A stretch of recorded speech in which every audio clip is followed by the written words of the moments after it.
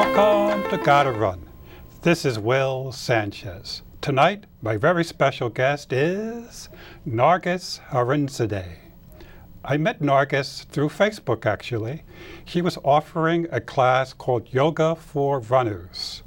When I looked into it, wow, what a story she has. So please welcome to the show, Nargus. Thank you so much for having me, Will. I'm very excited to be here.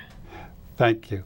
But let's get started by sharing with the audience a little bit about your background. Where were you born, a little bit about your family, and something about your schooling?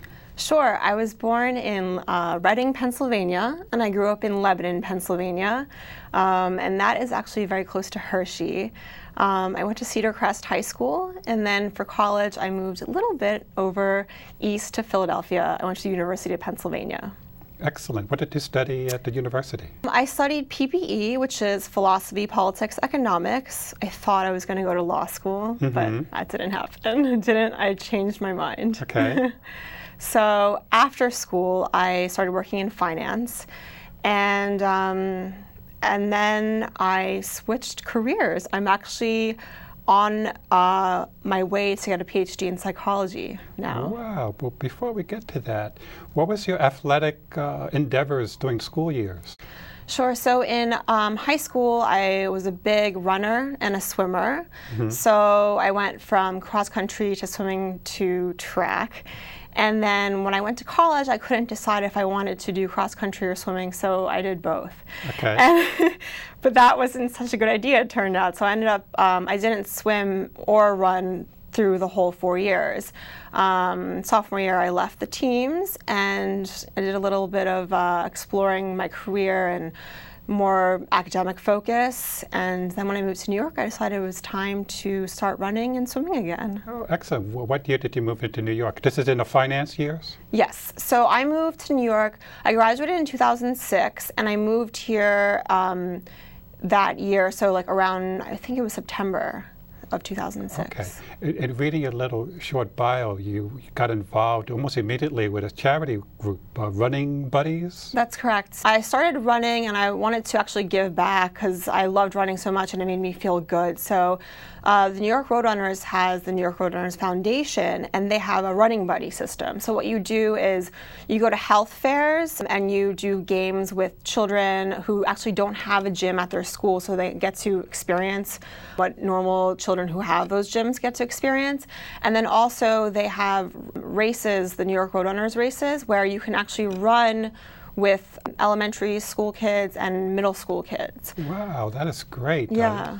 I just had the Team for Kids coaches, and of course they were training adults to raise funds, but here you actually got to work with the kids themselves. Yeah, it's really fun. They have so much levels of energy, and I think the race that I did was we ran a mile, and it's fun because they think a mile is so long, but you tell them, running doesn't mean racing. It means just running at a steady pace, and you can do it. Because sometimes they think that they have to sprint, but then when they realize that they can just run at their own pace, then they're like, wow, I ran a mile. So it was really fun running with them. Well, that's great. And do you do this at the school, or do you bring them into Central Park or a track? Yeah, usually, the fairs are usually around the school area. But then when they do the New York Roadrunners races, they're usually in Central Park.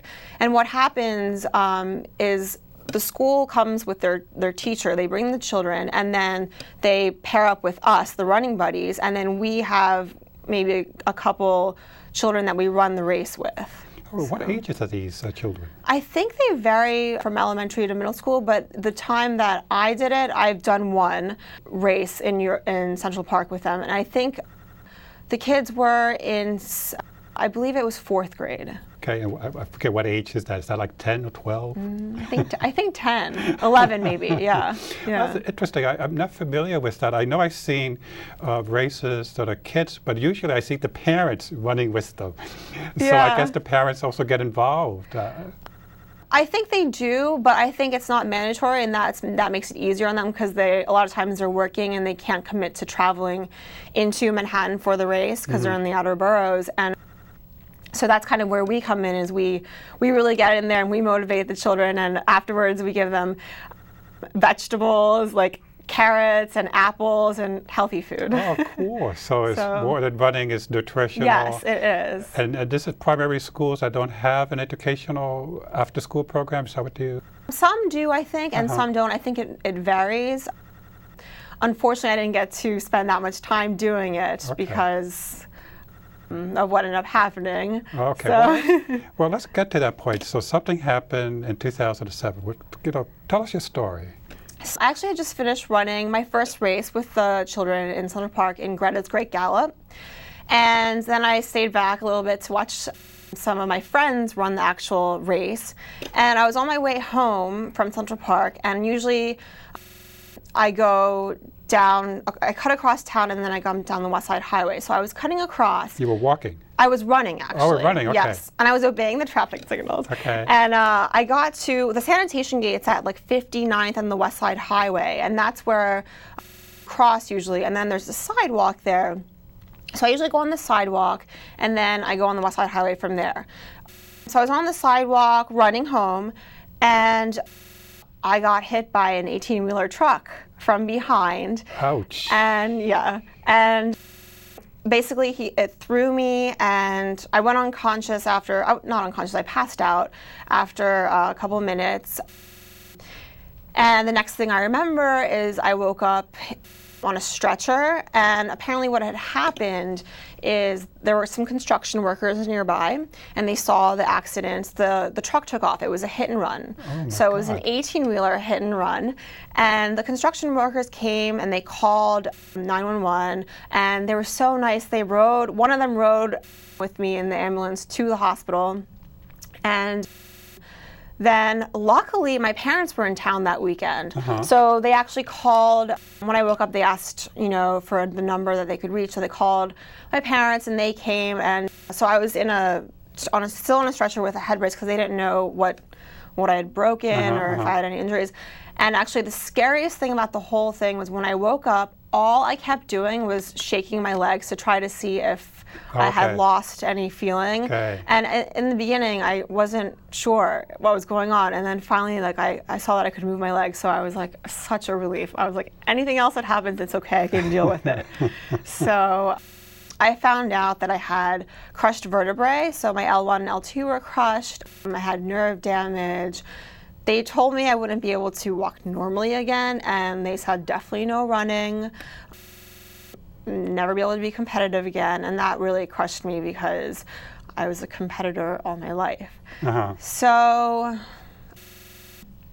from there, I started my rehab, and it was very difficult in the beginning because I believed them. I was like, oh my gosh, I'm never going to be able to run. Yeah, and you said your parents were in town, so they must have been, a relief, and also they must have been crushed seeing you like this. Yeah, it was crazy. I was actually very lucky that they were there because I couldn't have imagined being in that emergency room without knowing someone that was there. So yeah, it was a tough experience for them, I think. But they actually were, they were like, thank God that, you're okay and you're going to get through this. So it was kind of, they were tough on me after that. Your parents? Yeah, to get up and get to it. Well, I'm sure a lot of emotions are going through. It's so easy to, I guess, feel sorry for yourself.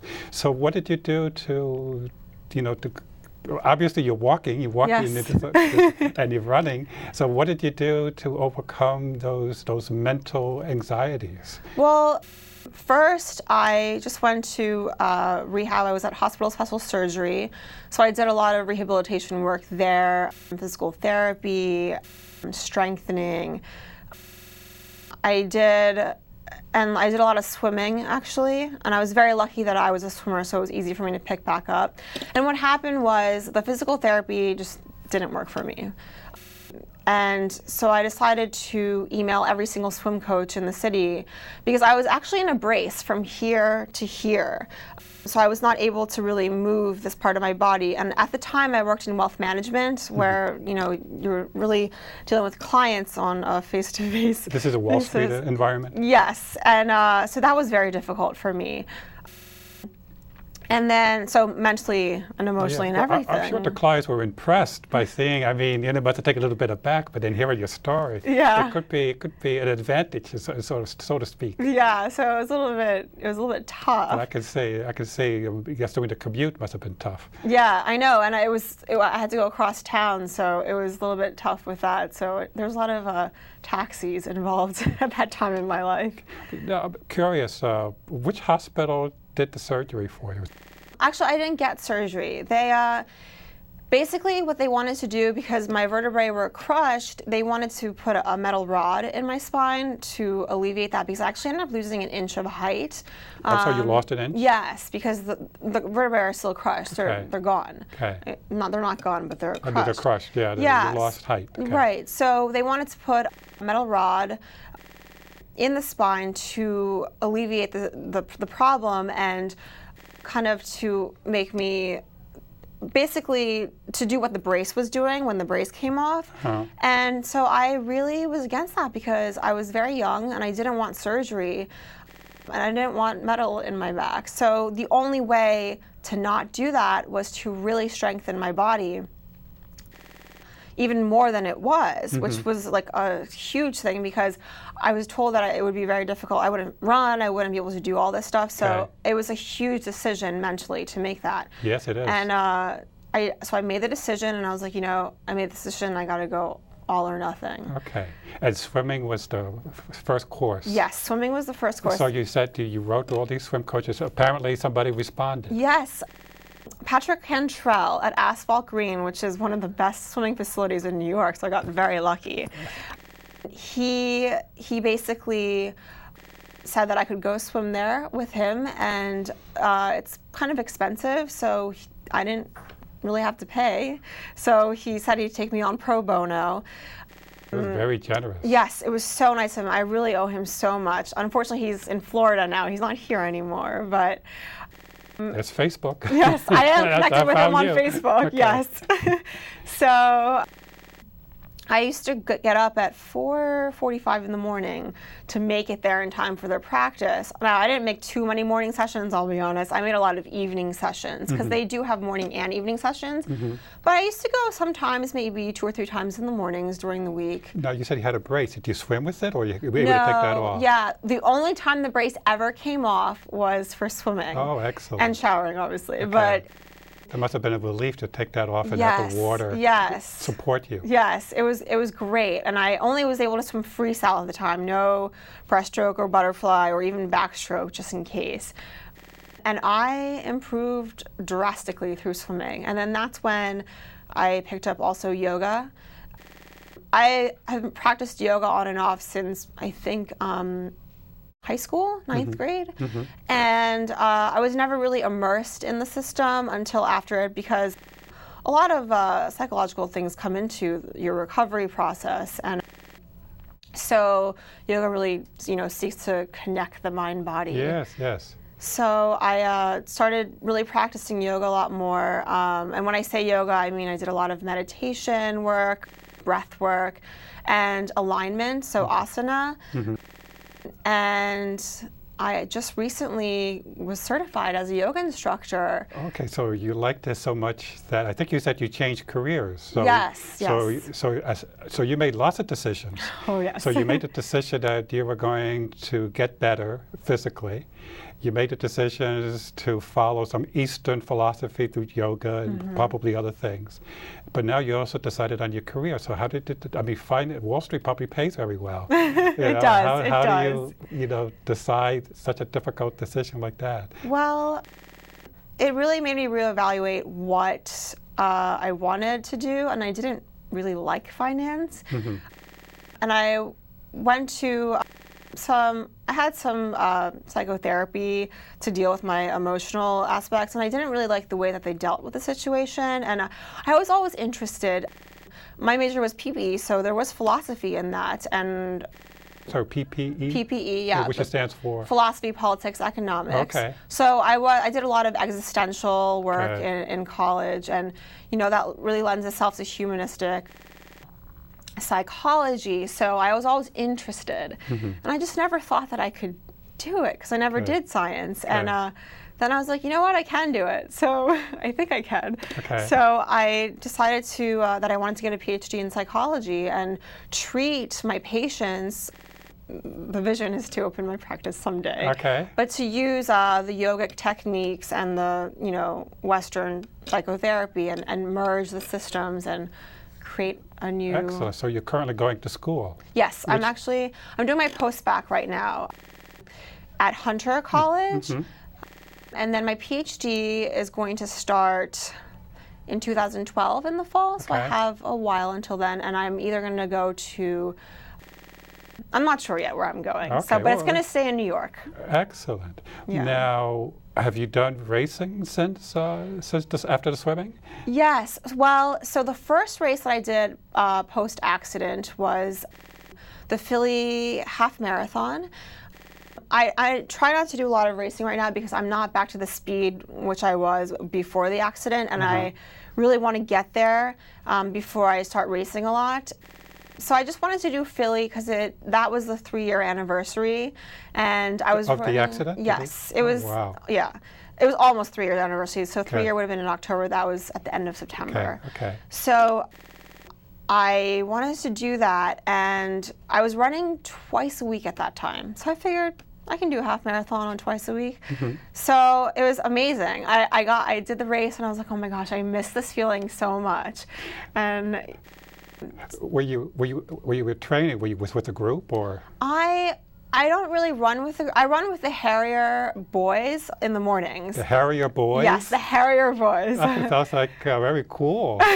Well, the Harriers, they run as a team at night, but there's a group of boys that can't make the night practices for work reasons, and I can't make it because I don't even know my schedule sometimes. So I rather go in the morning. So there's a group of guys that run in the morning, and they're on the Harriers, and they're fun. They're so fun. So I run with them, and they're a great bunch. So yeah, that's great. New York has so many wonderful groups. Yes, it's good to promote another one, the New York Harriers. Yes. I think they've been around a long, long time. They have. I don't know how long they've been here, and they're very social, and they go out all the time, and they do their runs, and they go out of the city, and it's just a nice group to be with. Excellent. So you ran with them for the weekend, for the weekdays, and I guess you did some long runs on Saturdays? Or yeah, Sunday? I used to do some long runs with them, and doing Philly offered 2 times a week, and then I wanted to do some more, but like when you learn your body really well through like all the stuff that has happened, you know when you have to back off. So I'd wanted to do more races, but I backed off again because I had some problems with my nerves in my legs. So then I just did the New York half in March. It was. Which year? This year. Oh, so, yeah. Excellent. So that was almost half a year after that. Okay, well, New York is very special. The half's very special, and now it always sells out, and I think it's by lottery. I forget. It's very difficult to get in. Yes. It was big controversy because it closed out so fast, and a lot of New Yorkers wanted to do it, and very few. So how were you able to get into the New York City lottery? Was it just luck? The New York half I made by qualifying time, actually. Oh. Yeah.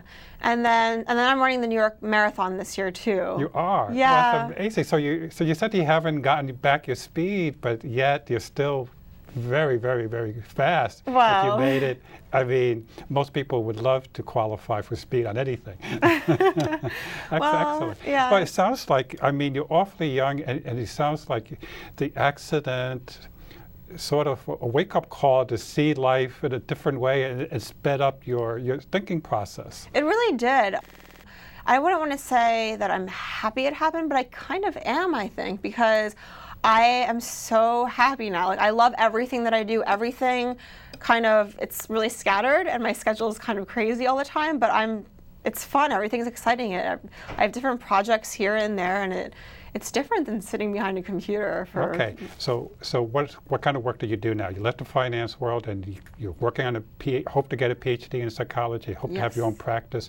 This is to help adolescents overcome issues. What kind of? I would focus mostly on. Right now, I'm thinking of focusing on young adults and adults with body issues. So, anything from eating disorders to... There'll be no lack of clients. Yes, Those are important issues. Yes. So what kind of work are you doing now? Right now, I teach yoga. I do a lot of yoga for runners, and then also my really good friend Rob Piella just opened a gym in the West Village, and so I'm doing marketing for them. So I get to do the marketing that I did in finance in an environment where I really love, like the gym environment. Well, what's the name of the gym? It's called Gotham Gym. It just opened. Great name, Gotham. Yes, it's a great name, and it's a great location. It's right out actually on Washington Street, so it's next to the Hudson River. And so tomorrow morning actually is our launch of Gotham Runners, which I'm coaching. Oh, you're the coach? Yes, Excellent. I'm coaching it. Well, what kind of, this is first time, or any kind? Is it kids or? Yes, it's for adults, and it's for anyone who can run, who wants to run a mile or who wants to run a marathon. I have people sign up to come tomorrow who are only looking to lose weight. I have people who are coming who want to get a 1:30 or under in the half marathon. Oh my gosh. Yeah, so I have a big group. Bag. Yeah. So I'm excited. I'm excited for you. Well, I've done several groups. It always helps to have a good coach that's enthusiastic, and also the helpers. So hopefully you'll have some. Sometimes they call them pacers or mentors. Yes. Well, we have a lot of amazing personal trainers at the gym, and I have one friend who's helping out right now, and we'll see if the group gets big enough, which hopefully it will. Well, with good publicity, and you're doing the marketing, I hope so. So is Gotham yet a New York runners qualifier where you could put the initials on? Some of the running clubs, like Nike Running Club, is RNYC when you register for the Oh, runs. right, yeah. No, well, that's my hope, is once we get started, I want to register with the New York Roadrunners as a team. That'll be great. It'd be GOTH, GOTH. Yeah, that's good. I didn't even think of that. Well, you have to. Sometimes that determines what you're going to call yourself. The first four letters better sound good. Goth. Yeah. Oh, okay. I know you want to get your PhD, but what are some of the other future challenges and goals for you? Well, one of my main goals is really to run under a 250 marathon, and I don't know when that's going to happen, but I was on pace before I got hit at I believe it was like a 258 I was pacing at, so I wanted to get back to that, and I want to surpass it. Okay, so one of your physical goals is to break 3 hours in a marathon. That's correct. So by the time of the accident, you were on goal to do, I guess that was New York. You were on target to do a 258 because you were training for that. Wow. And it sounds like you were very close because you've done a half at a very good time.